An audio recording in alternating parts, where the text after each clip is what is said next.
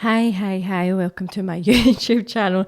I'm still laughing at that video with the woman going like that. Got to sort these out in a minute, No. So, I think in the video it's alluding to the fact that she's moving her arms about in the air and she has fixed, is it a boob separation? Is it boob sagging?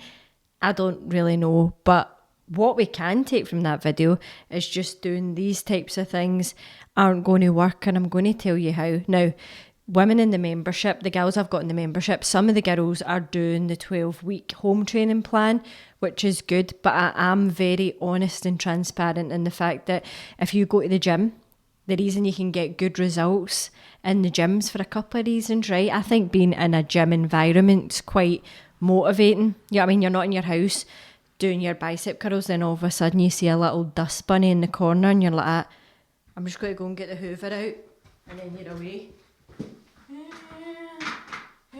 Hoovering like that.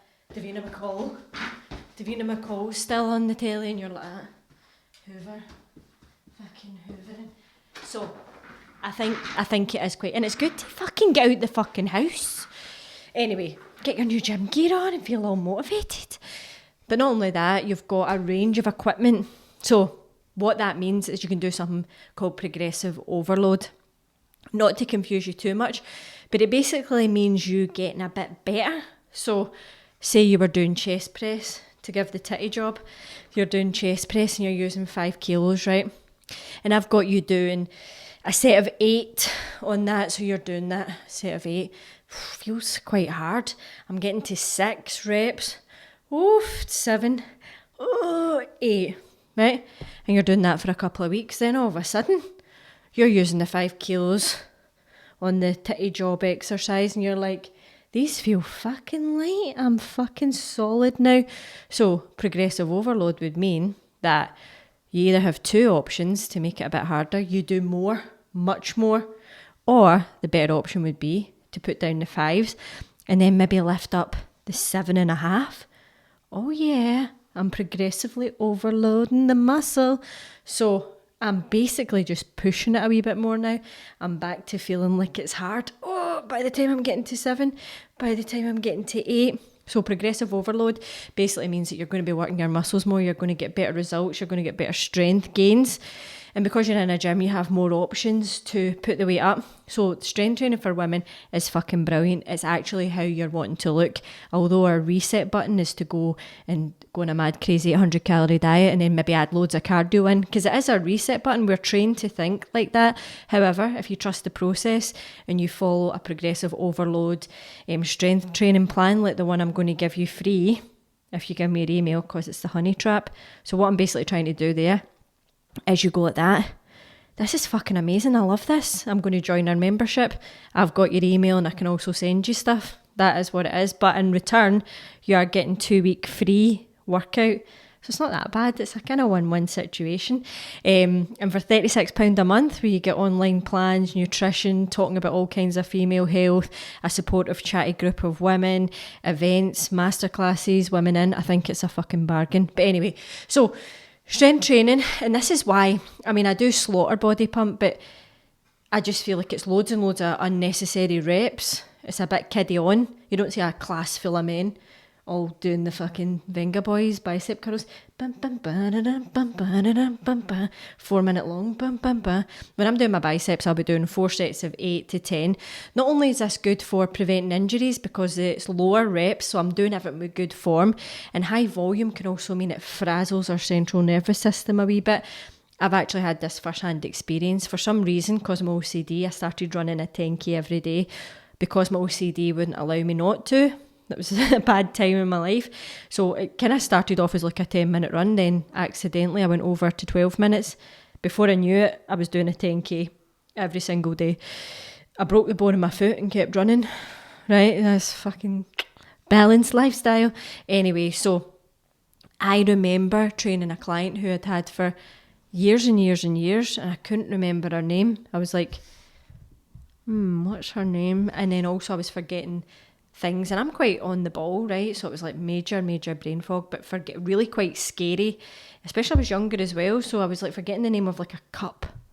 I was like, pour it in the, what the fuck is the name of that? The thing that you pour stuff into. So like that's what I was doing. I was really pounding my central nervous system. Then I moved into CrossFit, which CrossFit has really good parts to it, right? I enjoy learning skills that take my mind off the fact that you're doing the stuff, right? I love all that. I love feeling like I'm progressing. But where CrossFit shot me in the foot as well is it was sometimes a lot of volume. Volume means a lot of reps. So I was maybe going in and it was like, right, we're doing 150 deadlifts into 200 burpees into that. That also shot my central nervous system. So I'd sometimes be lying in bed, body shattered, mind awake, body popping.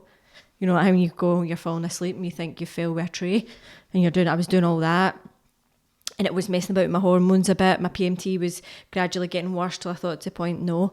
And just as I've got older, I've got more experienced, I have found a training that works for me, and that is strength training with a bit of functional stuff. I still throw my wee few sessions of boxing in because I love it, but focusing on building strength and getting strong in the gym is a much better mindset than I'm going to burn off the croissant that I ate yesterday, because it doesn't even work like that. I'm going to burn off the ice cream that I had the other day. It doesn't work like that anyway. So your focus in the gym should be getting strong.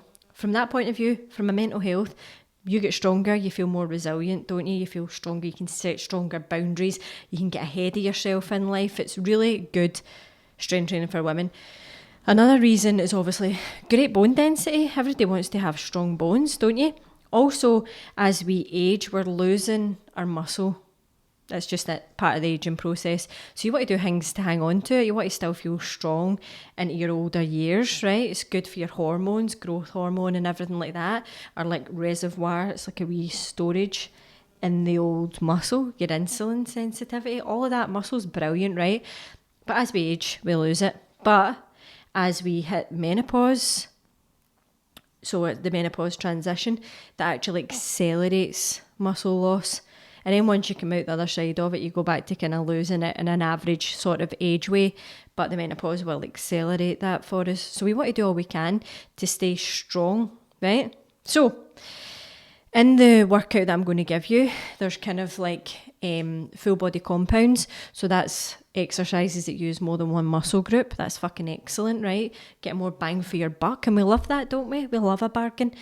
So we're doing stuff like that. We're lifting no more than 12 on the reps. Sometimes I maybe put a little burn set at the end just for a pump. If you've got a night out, you get a vest top on and a nice dress, and you're like that. Jim will be like that. What the fuck? Just getting a pump in the shoulders, Jim, right?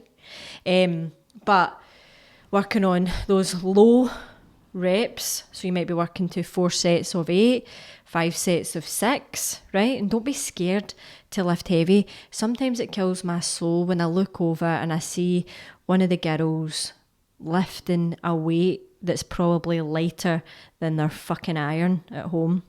You know what I mean? Imagine you're like that, rep me an iron.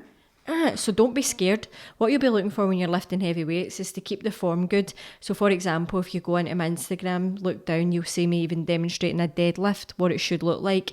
You know what I mean? So if you're watching yourself, your technique, you've got some mirrors, you can have a wee look and make sure that when you get to the 8th rep, it still looks like what it was meant to. It still resembles that, right? So I hope you enjoyed this YouTube. Give me a wee thumbs up, give me a wee comment, I'll get back to you. Give me your email address by going to my website and clicking on scroll down, enter it in. I will send you your little workout at some point this week. The membership's closing. I'd love you to be part of it. And then we'll get in touch. Bye.